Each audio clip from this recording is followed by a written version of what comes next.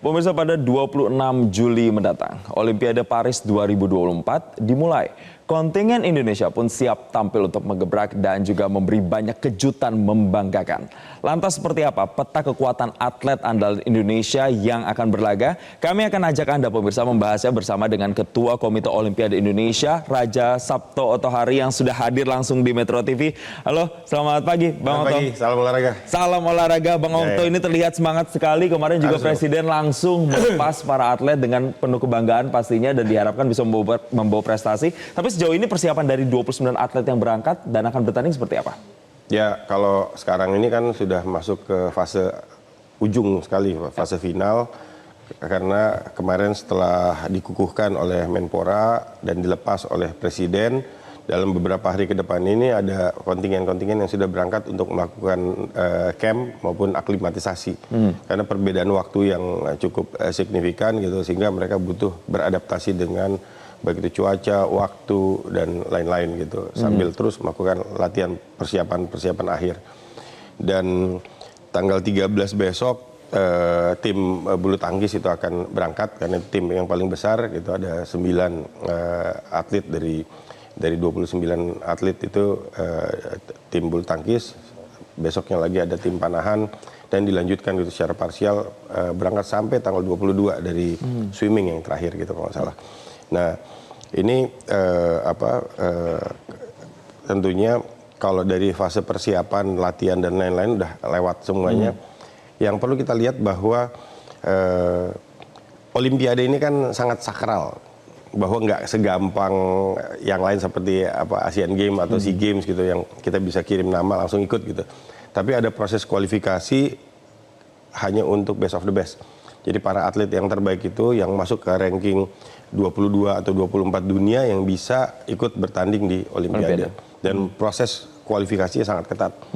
Bahkan kalau kita lihat tadi nama-namanya itu sebetulnya masuk fase prestasi kita ini. Tadi kita diskusi gitu. Prestasi itu kan nggak hanya ujungnya di medali, walaupun kita harapannya besar sama medali, tapi perolehan dari atlet yang sekarang 29 atlet dari yang sebelumnya 28 gitu.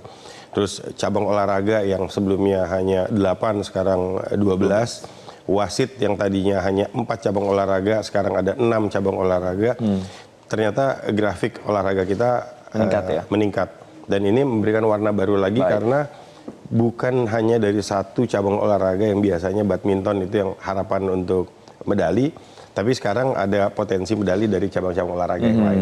Itu jadi ukuran prestasi tidak hanya medali, tapi ketika mereka sudah berhasil lolos kualifikasi dan berangkat itu saja itu sudah kita hitung sebagai prestasi. Nah, tapi kan Bang Okto, kita juga melihat banyak ekspektasi untuk cabang-cabang olahraga nantinya yang nanti akan dipertandingkan di Olimpiade. Kita akan mulai biasanya yang dari ekspektasinya banyak adalah teman-teman di cabang olahraga bulu tangkis. Mungkin teman-teman bisa bantu tampilkan nanti mereka ini ada 9 orang ya, Bang Okto ya. Nah, ini dia nih wajah-wajah yang akan nantinya bertanding di cabang olahraga bulu tangkis. Bulu tangkis ini paling langganan secara penyumbang medalinya untuk Olimpiade untuk Indonesia. Kalau untuk tahun ini dari komposisi yang mereka berangkat ke sana, seberapa optimis dengan mereka ini, Bang Okto? Kalau pertanyaannya ke saya harus optimis sama semuanya. Kalau optimis, saya harus optimis sama semuanya. Karena gini, mereka yang lolos kualifikasi Olimpiade, semua atlet ini tidurnya aja mimpinya udah pasti menang Olimpiade. Gitu. Dan kita lihat nanti petanya itu baru kelihatan pada saat drawing. Kan sampai di sana itu ada drawing dan dari drawing itu baru kelihatan kira-kira patternnya mereka ini untuk sampai ke babak-babak yang tertinggi baik itu semifinal, final dan lain-lain itu gimana kira-kira level tantangan terhadap mereka. Itu nanti baru ketahuan setelah drawing. Dan kami tuh berkomunikasi terus baik dari NOC, dari CDM maupun dari cabornya tentunya. Nanti di sana akan intensif melakukan evaluasi.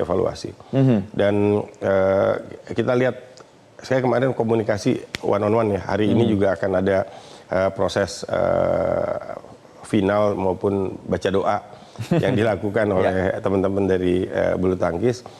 Karena kalau udah masuk ke fase ini memang yang paling penting itu doa ya.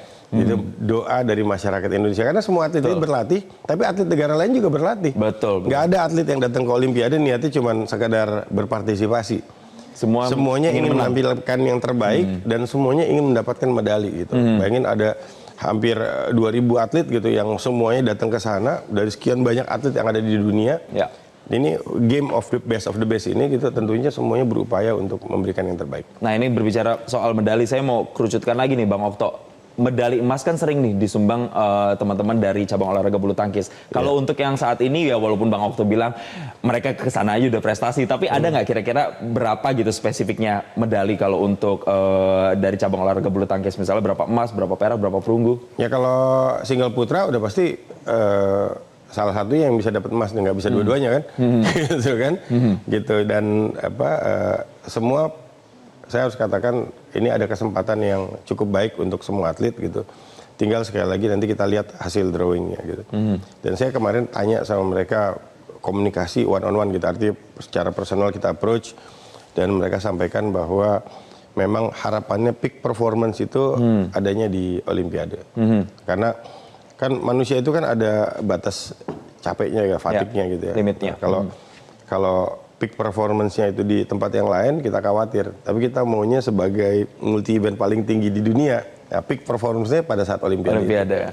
Nah, semua atlet ini baik itu bulu tangkis, angkat besi, panjat tebing, panahan, surfing, semua gimnastik, balap sepeda, semua menyiapkan peak performance mereka pada saat di Olimpiade Paris 2024. Kita harapkan benar-benar bisa maksimal nanti ya. Baik, Bang Okto, kita tinggalkan teman-teman di bulu tangkis yang juga menjadi perhatian banyak dari masyarakat Indonesia adalah cabang olahraga lainnya yaitu wall climbing atau panjat tebing. Nah, kekuatan dari 4 ini nih, ini secara komposisi ada 2 perempuan dan 2 laki-laki di sini. Nah, ini prestasi lagi nih. Ya. Kenapa prestasi? Karena belum mulai udah prestasi.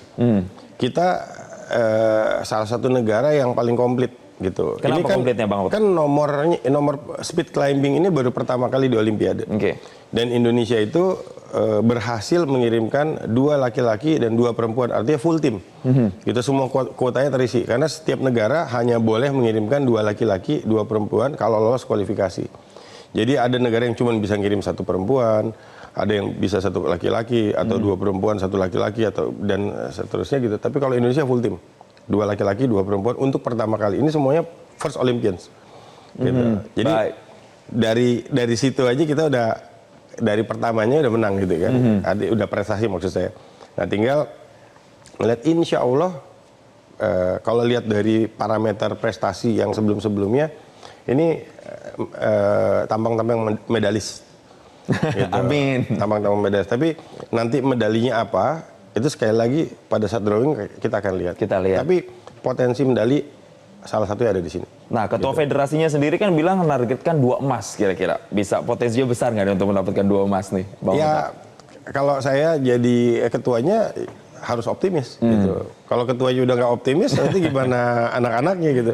Kan itu kan semua bentuk dari doa ya. Gitu. Jadi kita menyampaikan sesuatu itu sebetulnya itu kan doa. Nah, doa ini kan harus didukung dengan doa yang lain.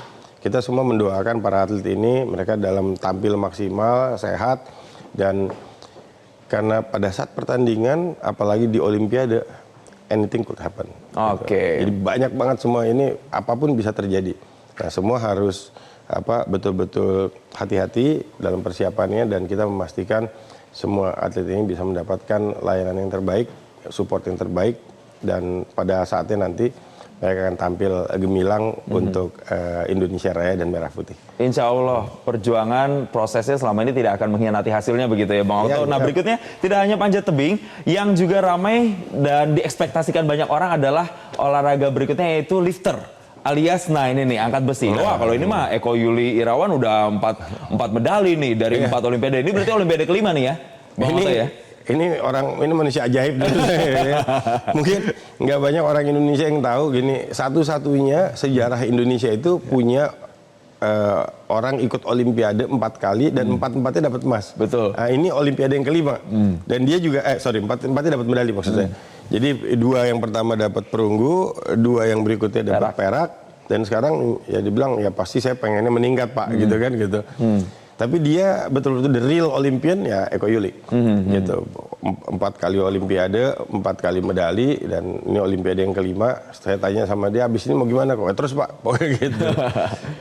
Rizky juga dari catatannya cukup signifikan nih potensi medali, bahkan ini dua-duanya potensi medali emas nih. Ya. Gitu. Maka masyarakat Indonesia doanya harus lebih kusyuk. Harus lebih kenceng juga ya. Harus lebih kusyuk. Ya. Kalau kusyuk ini kita ngelihat tampang medali emas. Sama seperti yang panjat tebing tadi kita melihat tampang-tampang yang medali emas gitu. Ini juga kita melihat tampang medali emas. Nah kalau dari Rizky Juliansyah ini juga saya melihat beritanya bahwa dia menyatakan saingan terbesar itu dari Tiongkok. Nah kira-kira kalau menurut Bang Okto sendiri apakah itu harus diantisipasi begitu saingan terberatnya dia dari Tiongkok dan juga negara-negara lain kayak misalnya Venezuela dan lain-lain. Saingan terbesar mereka bukan dari negara lain. Gitu ya Bang? Tapi dari dirinya sendiri. Gitu. Harus mengalahkan dirinya sendiri gitu ya karena Bang? nanti olahraga angkat besi ini memang kelihatannya seperti olahraga fisik. Tapi lebih jauh dari itu sebetulnya olahraga mental. Gitu. Karena mereka akan berlomba dengan dirinya sendiri untuk mengalahkan mental dirinya sendiri supaya bisa tampil sempurna pada saat pertandingan. Baik. Dan saya mengikuti Eko Yuli dan teman-teman dari panjat tebing termasuk ini adik saya Nurul, itu mereka udah tahu angkatan mereka berapa. Latihan sama pertandingan itu biasanya berbeda hasilnya. Kenapa? Karena tekanan dari ambience multi event itu sendiri. Olimpiade itu sudah yang paling tinggi. Betul. Nah ini yang harus sangat dijaga adalah mental.